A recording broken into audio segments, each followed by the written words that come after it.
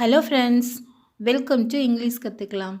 நம்மள நிறைய பேருக்கு ஸ்கூல் படிக்கும்போது இங்கிலீஷ் கிளாஸ் கூட நமக்கு பிடிக்கும். ஆனால் கிராமர் கிளாஸ் அப்படின்னா ரொம்ப போர். ஏன்னா நமக்கு அது புரியாது. அதனாலேயே நமக்கு அது பிடிக்காமலே போயிருக்கும். ஸோ அதனால் நம்மளால் நிறைய கிராமர் பற்றி நமக்கு தெரியாமல் இருக்கலாம். ஸோ நம்ம இந்த வீடியோவில் கிராமர் பற்றி நம்ம ஃபுல்லாக ஒரு 45 மினிட்ஸ் நம்ம ஒரு கிளாஸ் எடுக்கிறோன்னா நிச்சயமாக போர் அடிக்கும். ஆனால் ஒரு சின்ன டாப்பிக்கில் நம்ம ஒரு சின்ன விஷயத்த கிளியராக நம்ம கற்றுக்கிட்டோம் அப்படின்னா அது நமக்கு மறக்காது. அது நமக்கு ரொம்ப யூஸ்ஃபுல்லாக இருக்கும். இந்த வீடியோவிலையும் நம்ம சின்னதாக ஒரு டாபிக் சிம்பிள் ப்ரெசன்ட் டென்ஸில் நெகட்டிவ் சென்டென்ஸ் எப்படி மேக் பண்ணுறதுங்கிற ஒரு சின்ன விஷயத்தை மட்டும் நம்ம கற்றுக்க போகிறோம்.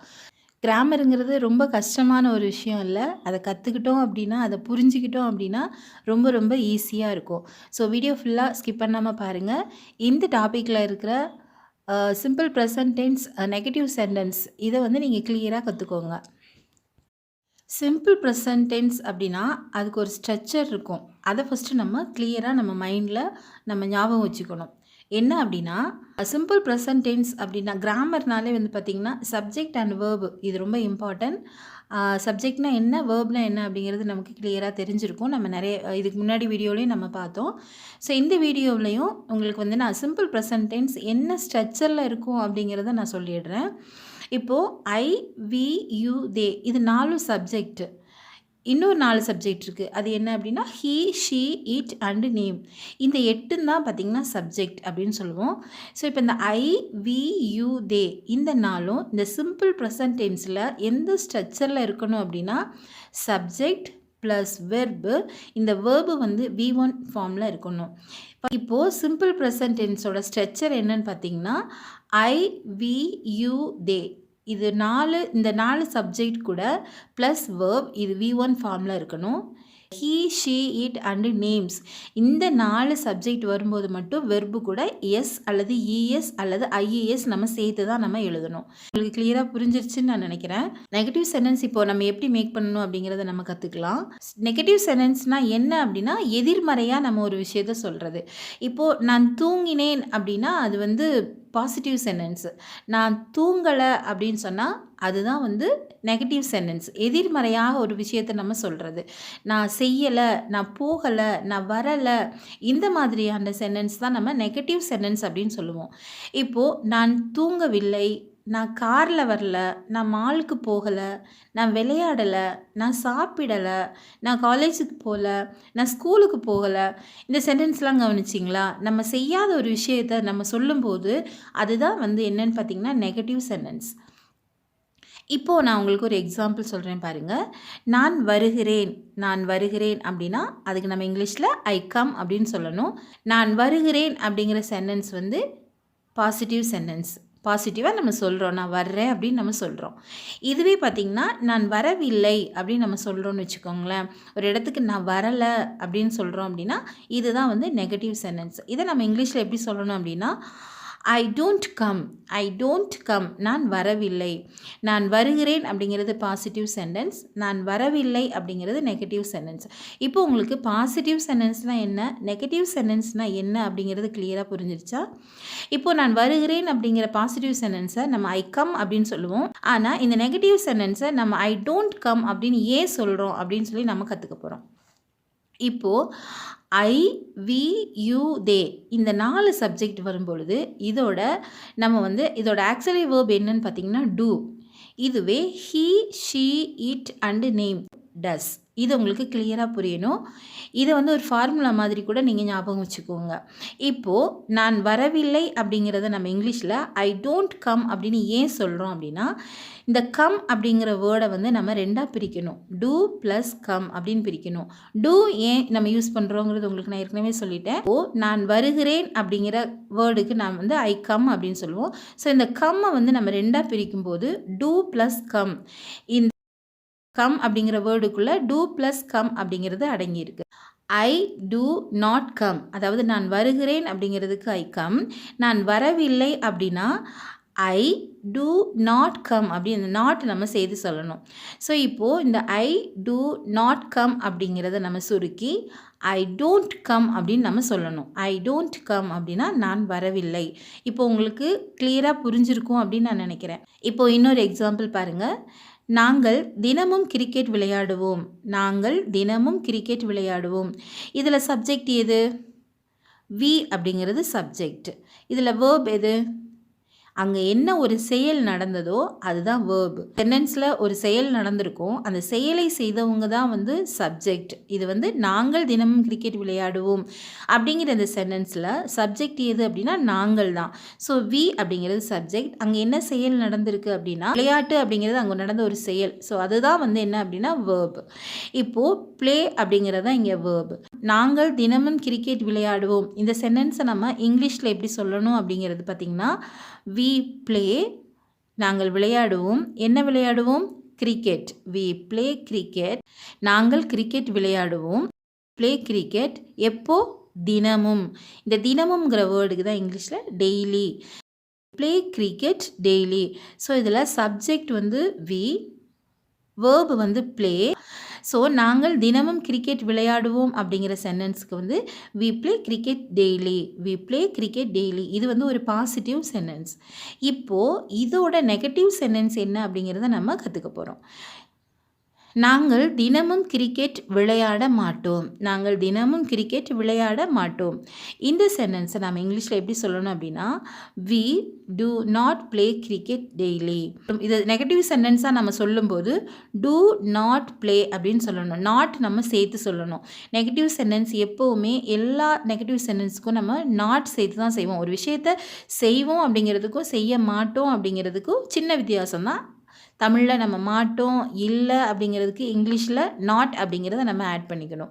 ஸோ டூ நாட் ப்ளே அப்படின்னா நான் விளையாட மாட்டேன் அப்படின்னு அர்த்தம். ஸோ டூ ப்ளே அப்படின்னா விளையாடுவோம் அப்படின்னு அர்த்தம். டூ நாட் ப்ளே அப்படின்னா விளையாட மாட்டோம் அப்படின்னு அர்த்தம். இந்த டூ நாட் ப்ளே அப்படிங்கிறத நம்ம சுருக்கி டோன்ட் ப்ளே அப்படின்னு சொல்லி நம்ம சொல்லணும். இப்போது நாங்கள் தினமும் கிரிக்கெட் விளையாடுவோம் அப்படிங்கிற சென்டென்ஸுக்கு வந்து வி ப்ளே கிரிக்கெட் டெய்லி. நாங்கள் தினமும் கிரிக்கெட் விளையாட மாட்டோம் அப்படிங்கிறதுக்கு நம்ம இங்கிலீஷில் எப்படி சொல்லலாம் அப்படின்னா we don't play cricket. We do not play cricket daily அப்படிங்கிறது சரியான ஒரு சென்டென்ஸ் தான்.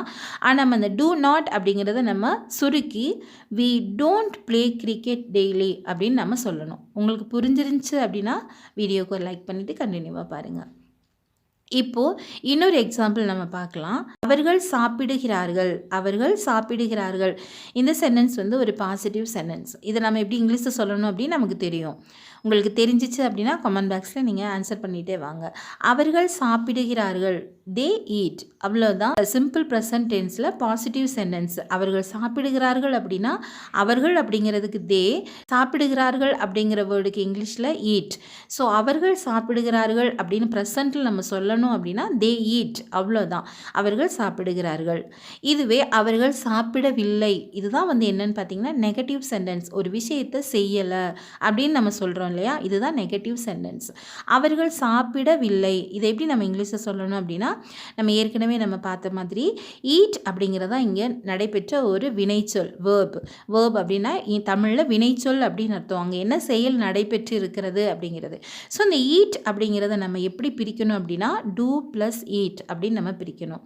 இப்போது இங்கே சாப்பிடவில்லை அப்படிங்கிறது நம்மளோட சென்டென்ஸாக இருக்கிறதுனால டூ நாட் ஈட் அப்படின்னு நம்ம சொல்லணும். இதை நம்ம சுருக்கி டோன்ட் ஈட் அப்படின்னு நம்ம சொல்லணும். உங்களுக்கு புரிஞ்சுதா? அவர்கள் சாப்பிடவில்லை. They do not eat. They do not eat. அவர்கள் சாப்பிடவில்லை. இதை நம்ம இன்னும் நம்ம ஷார்ட்டாக சொல்கிறதுக்கு தான் நம்ம தே டோன்ட் ஈட் அப்படின்னு சொல்லணும். இப்போது நம்ம சிம்பிள் ப்ரெசன்ட் டென்ஸில் நெகட்டிவ் சென்டென்ஸில் நம்ம ஃபர்ஸ்ட் இருக்கிற 4 சப்ஜெக்டில் ஐ, வி, யூ, தே இந்த 4 சப்ஜெக்ட் கூட நம்ம வேர்ப் எப்படி பயன்படுத்தணும், எப்படி நெகட்டிவ் சென்டென்ஸ் மேக் பண்ணணும் அப்படின்னு சொல்லி நம்ம கற்றுக்கிட்டோம். இது உங்களுக்கு கிளியராக புரிஞ்சிருக்குன்னு சொல்லி நான் நம்புகிறேன். He, she, it and name இந்த 4 சப்ஜெக்ட் கூட நம்ம நெகட்டிவ் சென்டென்ஸ் எப்படி நம்ம இந்த 4 சப்ஜெக்ட் வரும் பொழுது நெகட்டிவ் சென்டென்ஸ் நம்ம எப்படி மேக் பண்ணணும் அப்படின்னு சொல்லி நம்ம கற்றுக்க போகிறோம். இப்போது எக்ஸாம்பிள் பாருங்கள். நான் உங்களுக்கு ஏற்கனவே சொல்லியிருக்கிறேன். He, she, it and name இந்த 4 சப்ஜெக்ட் வரும் பொழுது சப்ஜெக்ட் ப்ளஸ் வேர்ப் இது V1 ஃபார்மில் தான் இருக்கணும். ப்ளஸ் நம்ம யூஸ் பண்ணக்கூடிய வேர்ட்ஸை பொறுத்து நம்ம எஸ் அல்லது இஎஸ், ஐஇஎஸ் இதில் ஏதாவது ஒன்று நம்ம சேர்த்து தான் நம்ம எழுதணும். இப்போ பாருங்கள் ஒரு எக்ஸாம்பிள். அவன் பள்ளிக்கு போகிறான். அவன் பள்ளிக்கு போகிறான். இது வந்து ஒரு பாசிட்டிவ் சென்டென்ஸ். இதை நம்ம இங்கிலீஷில் எப்படி சொல்லணும் அப்படின்னா, he goes to school. he goes to school. இப்போ he goes to school அப்படின்னு நம்ம ஏன் சொல்கிறோம் அப்படின்னா, அவன் பள்ளிக்கு போகிறான். he goes to school. இப்போ he அப்படின்னா அவன். நம்ம எப்போவுமே verb கூட எஸ் அல்லது இஎஸ் அல்லது ஐஇஎஸ் நம்ம சேர்த்து சொல்லணும். ஹீயா இருக்கிறதுனால நம்ம verb கூட இஎஸ் சேர்த்து he goes to school அப்படின்னு நம்ம சொல்லியிருக்கிறோம். இந்த goes அப்படிங்கிறது does ப்ளஸ் go அப்படின்னு சொல்லி நம்ம பிரிக்கணும். does plus go.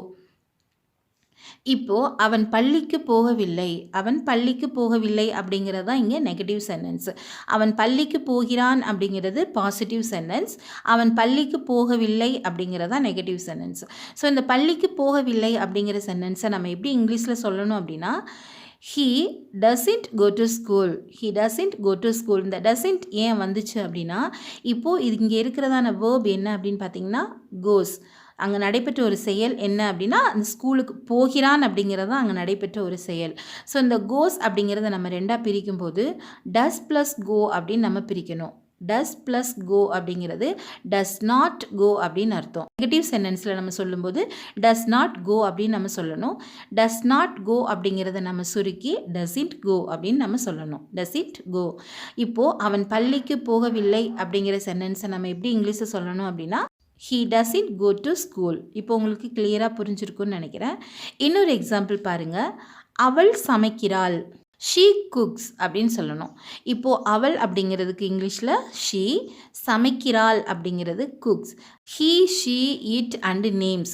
இந்த 4 சப்ஜெக்ட் வரும் பொழுது அதோட verb கூட நம்ம எஸ் அல்லது இஎஸ் அல்லது ஐஇஎஸ் சேர்த்து தான் நம்ம சொல்லணும். இப்போது அவள் சமைக்கிறாள் அப்படிங்கிற சென்டென்ஸை நம்ம இங்கிலீஷில் she cooks அப்படின்னு சொல்லணும். இதில் cook அப்படிங்கிற வேர்டு கூட நம்ம எஸ் சேர்த்து she cooks அப்படின்னு சொல்லணும். இப்போது இதுவே நெகட்டிவ் சென்டென்ஸாக நம்ம சொல்லும்போது அவள் சமைக்கவில்லை, இதுதான் நெகட்டிவ் சென்டென்ஸ். ஸோ ஒரு விஷயத்தை செய்யப்படலை அப்படிங்கிறது தான் நமக்கு நெகட்டிவ் சென்டென்ஸ் நம்ம சொல்லுவோம். அவள் சமைக்கவில்லை அப்படிங்கிறத நம்ம எப்படி இங்கிலீஷில் சொல்லலாம் அப்படின்னா does not cook அப்படின்னு வரும். does not cook. does not cook அப்படிங்கிறத நம்ம சுருக்கி doesn't cook அப்படின்னு நம்ம சொல்லணும். இப்போ உங்களுக்கு கிளியராக புரிஞ்சுதா? அவள் சமைக்கவில்லை அப்படிங்கிறத நம்ம இங்கிலீஷில் சொல்லும்போது she doesn't cook அப்படின்னு சொல்லணும். doesn't அப்படிங்கிற வேர்டு எப்படி வந்துச்சு அப்படிங்கிறது உங்களுக்கு கிளியராக புரிஞ்சிருந்துச்சு அப்படின்னா வீடியோக்கு ஒரு லைக் பண்ணிவிட்டு கண்டினியூவாக பாருங்கள். இப்போ இன்னொரு எக்ஸாம்பிள் பாருங்கள். கீதா பிரியாணி சமைக்கிறாள். கீதா பிரியாணி சமைக்கிறாள். இது எப்படி சொல்லுவோம் இங்கிலீஷில்? கீதா குக்ஸ் பிரியாணி. இது வந்து ஒரு பாசிட்டிவ் சென்டென்ஸ். பாசிட்டிவ் சென்டென்ஸில் கீதா குக்ஸ் பிரியாணி அப்படின்னு சொல்லுவோம். இதுவே கீதா பிரியாணி செய்யவில்லை அப்படிங்கிற ஒரு சென்டென்ஸை நம்ம சொல்லும் பொழுது எப்படி சொல்லணும் இங்கிலீஷில் அப்படின்னா, Geeta does not cook biryani. இது சரியான ஒரு சென்டென்ஸ். ஆனால் இந்த டஸ் நாட் அப்படிங்கிறத நம்ம சுருக்கி கீதா டஸ்இன்ட் குக் பிரியாணி அப்படின்னு சொல்லணும். ஃபைனலாக உங்களுக்கு ஒரு 4 கொஸ்டின். கண்டிப்பாகவே நீங்கள் இதுக்கு எல்லாருமே நீங்கள் ஆன்சர் பண்ணுங்கள். அவள் வருகிறாள், இதுக்கு நம்ம இங்கிலீஷில் எப்படி சொல்லணும்? அவள் வரவில்லை அப்படிங்கிறதுக்கு நம்ம எப்படி சொல்லணும்னு சொல்லுங்கள். அவள் வருகிறாள் அப்படிங்கிறது பாசிட்டிவ் சென்டென்ஸ். அவள் வரவில்லை அப்படிங்கிறது நெகட்டிவ் சென்டென்ஸ். ஸோ இதை எப்படி இங்கிலீஷில் கரெக்டாக சொல்லலாம் அப்படின்னு நீங்கள் ஆன்சர் பண்ணுங்கள். நெக்ஸ்ட் ஒன், நான் சாப்பிடுகிறேன். நான் சாப்பிடுகிறேன், இது பாசிட்டிவ் சென்டென்ஸ். நான் சாப்பிடவில்லை, இது நெகட்டிவ் சென்டென்ஸ். இந்த ரெண்டுக்கும் எப்படி இங்கிலீஷில் சொல்லணும் அப்படின்னு நீங்கள் ஆன்சர் பண்ணுங்கள். இந்த வீடியோ உங்களுக்கு யூஸ்ஃபுல்லாக இருந்துச்சு அப்படின்னா உங்களோட ஃப்ரெண்ட்ஸுக்கும் நீங்கள் மறக்காமல் ஷேர் பண்ணுங்கள். Thank you friends. தேங்க்ஸ் ஃபார் வாட்சிங்.